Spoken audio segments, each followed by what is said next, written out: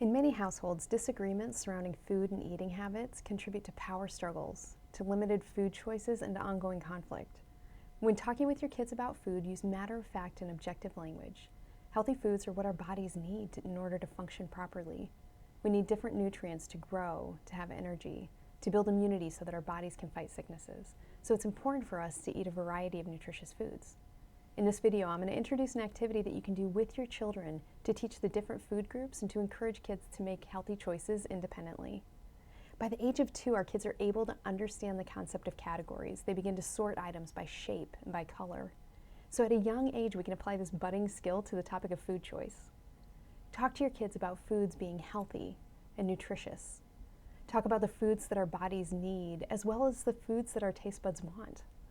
Avoid judgment language. Try not to label food as being good or bad. Instead, stay factual. Discuss the benefits of different foods and the importance of moderation. As kids grow, we can extend their understanding of food categories by introducing the different food groups. And as you talk about the benefits of the different foods and food groups for their bodies, you can actively engage kids with the following activity.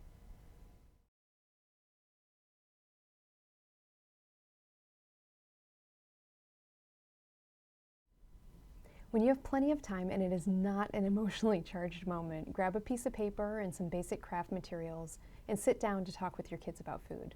You can start with a non-judgmental observation about why it's important to have this conversation right now.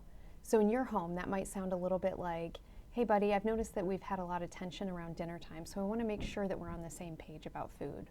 Or it could sound like, hey guys, I've noticed that we've been eating a lot more junk food recently, and I'm concerned that our bodies aren't getting the nutrients that they need. So let's talk about it. Keep the conversation focused on health and nutrition, and if you could use some pointers for that, I have another short video available on this YouTube channel that you can reference. But grab that piece of paper and create a table. At the top of each column, you can insert the name of a food group and then talk about why each food group is important. And as you do that, you can identify foods that are typically associated with each of those.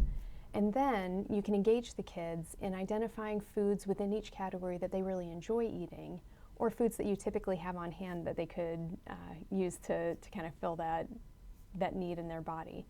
There might be foods that they really enjoy. There might be vegetables that they like eating or that would be convenient for them to be able to get on their own that you would be willing to shop for. You just haven't up until now. So it's really helpful to include your kids in this.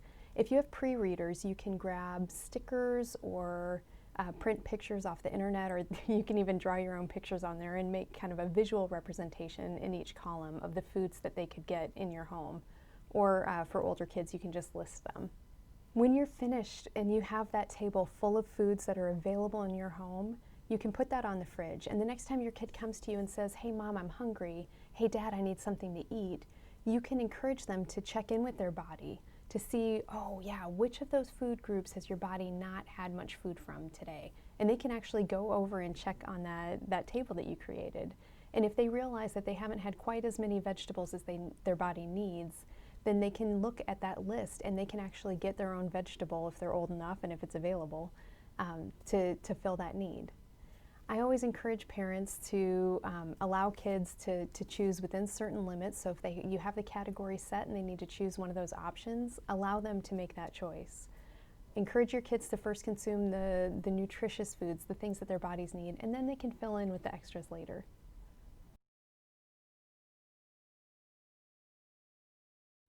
There are so many benefits to addressing this topic with your kids instead of at or to them. They're so much more likely to take in this important knowledge that you have about nutrition and healthy habits if they're active participants in the conversation. This is going to help ensure that you're on the same page with your kids about your expectations for eating and food, instead of you just sharing your opinions once again. It's going to empower your kids to meet their needs independently, and it's going to help build trust between the two of you.